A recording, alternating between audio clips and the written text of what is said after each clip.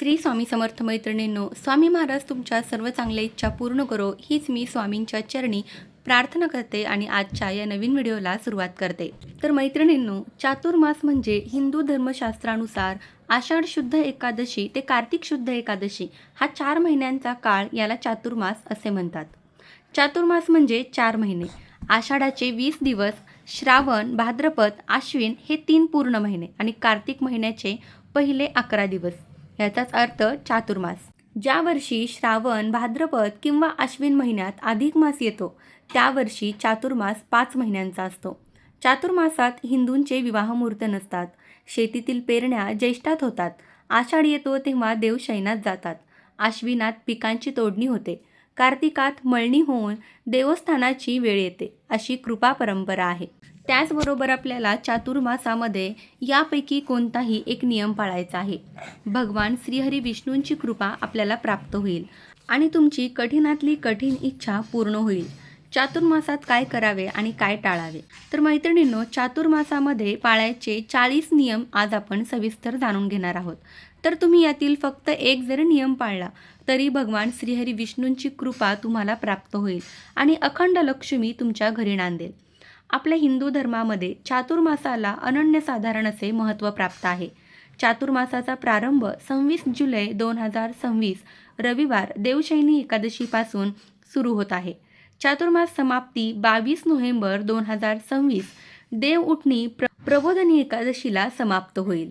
या काळात भगवान विष्णू योगनिद्रेत असल्याचे मानले जाते. या काळात जप, तप, दान, व्रत, सात्विक आहार आणि इतर नियमांचे पालन करण्याला विशेष महत्त्व दिलं जातं. सर्वसामान्य लोक चातुर्मासामध्ये एखादे व्रत करतात तर काही नियम पाळतात. या काळात हिंदू धर्मात अनेक व्रत उपासना केल्या जातात. या काळात हिंदू धर्मात वर्णिलेल्या संस्कारापैकी मुंज पवित्र संस्कार, विवाह, यज्ञ, गृहप्रवेश, बहुदान इत्यादी शुभकामे केली जात नाहीत. तर यंदाच्या चातुर्मासात यापैकी एक नियम तुम्ही अवश्य नक्की पाळा. त्यामध्ये 1 नंबर म्हणजे गणपतीला दररोज लाल फूल म्हणजेच तुम्ही जास्वंदाचं देखील फूल तुम्ही वाहू शकतात. हा देखील नियम तुम्ही नित्यनेमाने करू शकता. त्यानंतर चातुर्मासात 4 महिने दररोज तुळशीसमोर तुम्हाला हळदीने स्वास्तिक काढायचे आहे. त्यानंतर चातुर्मासाच्या काळात 4 महिने दररोज महादेवाच्या पिंडीवर दूध आणि दह्याने अभिषेक करायचा आहे. नंबर 4, चातुर्मासाच्या काळात 4 महिने दररोज शक्य असल्यास तुळशीसमोर तुपाचा दिवा अवश्य लावावा. नंबर 5, चातुर्मासात काही लोक 4 महिने एकाच वेळी जेवण करतात तर काही तामसिक भोजनाचाही त्याग करतात. नंबर 6, चातुर्मासामध्ये प्रत्येक मंगळवारी आणि शुक्रवारी एखाद्या सुवासन स्त्रीची म्हणजेच सौभाग्यवती स्त्रीची नित्यनेमाने ओटी भरावी. नंबर 7, चातुर्मासात 4 महिने सुंदरकांड, गीता आणि रामायणाचे पठण अवश्य करावे. माणसाच्या जीवनासाठी हे खूपच फलदायी आणि पुण्यदायी ठरते. नंबर 8, चातुर्मासात दान करणे हे विशेष शुभ फळं देणारे मानले जाते. या 4 महिन्यात दान करणे हे सुद्धा आपल्या आरोग्यासाठी फायदेशीर आहे. तसेच या काळात पितरांसाठी पिंडदान करणे सुद्धा अतिउत्तम मानले जाते. त्यामुळे पितरांच्या आत्म्याला शांती मिळते.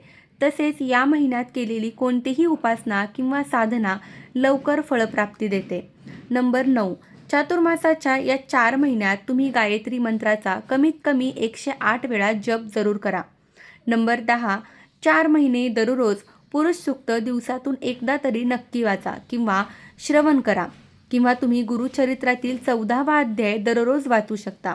खूपच प्रभावशाली आणि पुण्यदायी आहे. नंबर 11, चातुर्मासामध्ये भगवान विष्णू योगनिद्रेत जातात. या दिवसात त्यांची पूजा आराधना करणे अतिशय शुभ मानले जाते. तसेच दररोज ओम नमो भगवते वासुदेवाय नमः या मंत्राचा दररोज जप करावा म्हणजे भगवान विष्णू आपल्यावरती प्रसन्न होतात. त्यानंतर पुढची गोष्ट म्हणजे चातुर्मासामध्ये येणाऱ्या श्रावण महिन्यात भगवान शिवशंकराची पूजा अर्चना केली जाते. हा श्रावण महिना भगवान शिवशंकरांना अतिशय प्रिय मानला जातो. असं म्हटलं जातं की जो भक्त खऱ्या मनाने भगवान शिवशंकराची, विष्णूंची पूजा करतो त्याच्या आयुष्यातील संकटे, अडथळे, अडचणी कायमच्या दूर होतात. नंबर 13, चातुर्मासात तपश्चर्या आणि भक्ती अवस्थेत राहून दररोज सत्यनारायणाची कथा आणि जप किंवा श्रवण करणे अत्यंत शुभ मानलं जातं. नंबर 14. चातुर्मासात सूर्योदयापूर्वी उठून भगवान विष्णू आणि देवी लक्ष्मीची पूजा करावी. तसेच दररोज श्री विष्णू सहस्त्रनाम किंवा कनकधारा स्तोत्राचं पठण करावे. नंबर 15.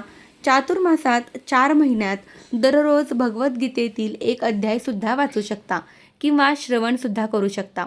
याशिवाय तुम्ही स्वामी चरित्रातील क्रमशः 3 अध्याय आणि 7 अध्याय आवर्जून वाचावे. नंबर 16.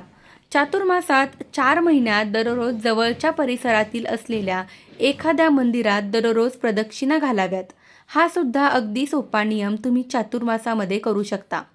त्यानंतर पुढची गोष्ट म्हणजे चातुर्मासात 4 महिन्यात दररोज तुम्ही महादेवाच्या मंदिरात जाऊन महादेवाच्या पिंडीवरती 11, 21 किंवा 108 बेलपत्र अर्पण करा. तसेच महादेवाच्या पिंडीवर पांढरे फूल अर्पण करावे. हा सुद्धा नियम तुम्ही करू शकता. तर हा नियम तुम्ही नित्यनेमाने केल्यास भगवान शिवशंकराची कृपा प्राप्त होते. नंबर 18. चातुर्मासाच्या महिन्यात दररोज आपल्या देवघरात तुपाचा दिवा अवश्य लावावा. नंबर 19. 4 महिने दररोज घरातील देवांना नैवेद्य दाखवावा. तसेच गाईला सुद्धा घास दाखवावा. नंबर 20. 4 महिने दररोज विद्यार्थ्यांनी गणपती अथर्वशीर्षाचे पठण करावे. चातुर्मासात उपवास, जप, पवित्र नद्यांमध्ये स्नान, दान, भोजन करणे अत्यंत फलदायी मानलं जातं. या महिन्यात धार्मिक कार्य केल्याने विशेष फळ प्राप्त होते आणि भगवान श्रीहरी विष्णूंची कृपा आपल्यावरती सदैव राहते. चातुर्मासात 4 महिने दररोज श्रीकृष्णाला आणि भगवान श्रीहरी विष्णूंना तुळस अर्पण करावी. चातुर्मासातील प्रत्येक शुक्रवारी श्रीसूक्ताचे 11 वेळा दररोज नित्यनेमाने पठण करावे. चातुर्मासातील या 4 महिन्यात बेलाच्या झाडाखाली दररोज संध्याकाळी अवश्य दिवा लावावा. बेलपत्राचे झाड हे महादेवाचे रूप आहे, म्हणून त्याची अवश्य पूजा करावी. अशा प्रकारे उपासना केल्यास आपल्याला शुभ फळ लवकरच प्राप्त होते. चातुर्मासात एकच वेळ जेवण करावे हे उत्तम मानले जाते. या 4 महिन्यात तुम्ही जेवढे सात्विक आहार कराल तेवढे चांगले. श्रावणात भाजीपाला, भाद्रपदात दही, आश्विनमध्ये दूध आणि कार्तिक महिन्यात डाळीचा त्याग करावा. या काळात शक्यतो पाण्याचा वापर जास्तीत जास्त करावा. शक्य तितके मन भगवंतामध्ये गुंतून ठेवण्याचा प्रयत्न करावा. तुम्ही श्रीकृष्णाच्या मूर्तीवर, फोटोवर जे काही रूप तुमच्याकडे असेल, श्रीकृष्णाचा फोटो असेल, भगवान विष्णूंचा असेल किंवा श्रीहरी विठ्ठलाचा फोटो असेल, त्याच्यावर तुम्ही दररोज पारिजातकाची फुले अर्पण करू शकता. अशा पद्धतीने तुमच्याकडून 4 महिन्यामध्ये 1,00,000 पारिजातकाची फुले अर्पण झाली पाहिजेत. श्रीहरी विष्णूंना लक्ष तुळशी अर्पण करणे म्हणजेच 1,00,000 तुळशीचे पानं तुम्ही या 4 महिन्याच्या काळात अर्पण कराल तर या पद्धतीने देखील तुम्ही संकल्प घेऊ शकता. त्याचबरोबर हे 4ही महिने तुम्ही दुर्गा सप्तशतीचा दररोज एक पाठ करू शकता. म्हणजेच आपल्या कुलदेवीची सेवा करू शकता. त्याचबरोबर गुरुचरित्राचे पारायण करू शकता. संक्षिप्त गुरुचरित्राचे पारायण करू शकता. त्याचबरोबर नवनाथ पारायण देखील करू शकता. तुम्ही शिवलीला अमृत या ग्रंथाचे पारायण देखील करू शकता. त्याचबरोबर श्री गणेशांना लक्ष दुर्वाचक म्हणजेच 1,00,000 दुर्वा तुम्ही गणपती बाप्पांना या 4 महिन्याच्या काळामध्ये अर्पण करा.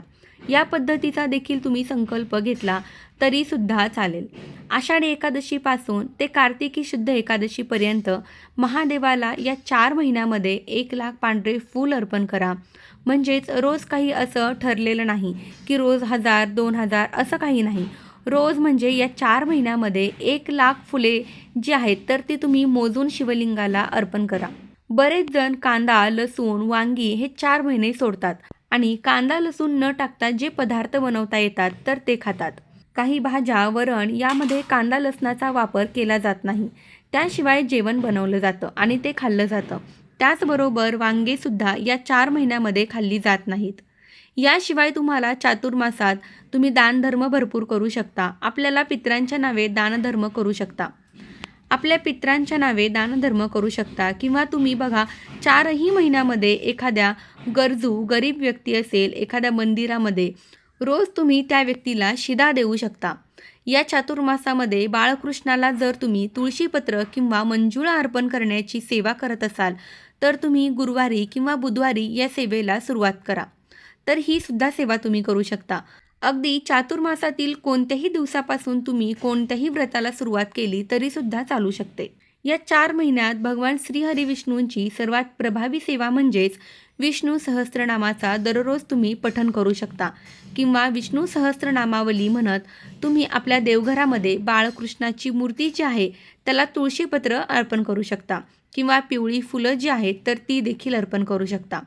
त्याचबरोबर तुम्हाला जे काही पारायण करण्याची इच्छा असेल, जे काही स्तोत्र, मंत्र पठण करण्याची इच्छा आहे, पण काही अडचणीमुळे, काही कारणामुळे तुम्ही करू शकला नाहीत, तर या चातुर्मासामध्ये संकल्प घेऊन 4 महिने तुम्ही जी काही सेवा आहे तर ती करू शकता. संकल्प हा आषाढी एकादशीला घेण्याचं नाही झालं तरी हरकत नाही.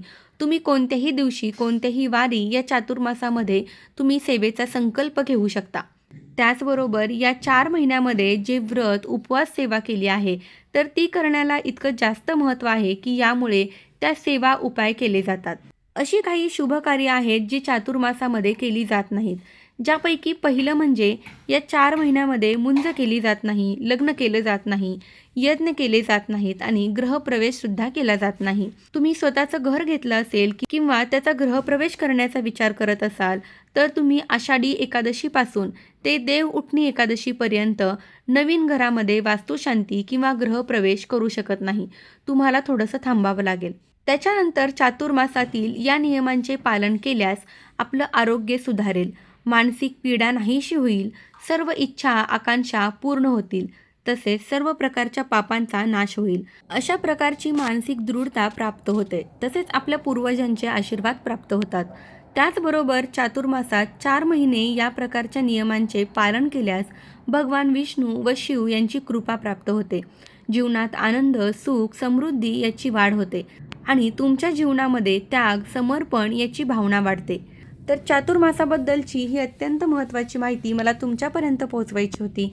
माहिती आवडली असेल तर व्हिडिओला लाईक करा आणि आपल्या चॅनलवरती जर नवीन असाल तर चॅनलला सबस्क्राईब नक्की करा. धन्यवाद. श्री स्वामी समर्थ.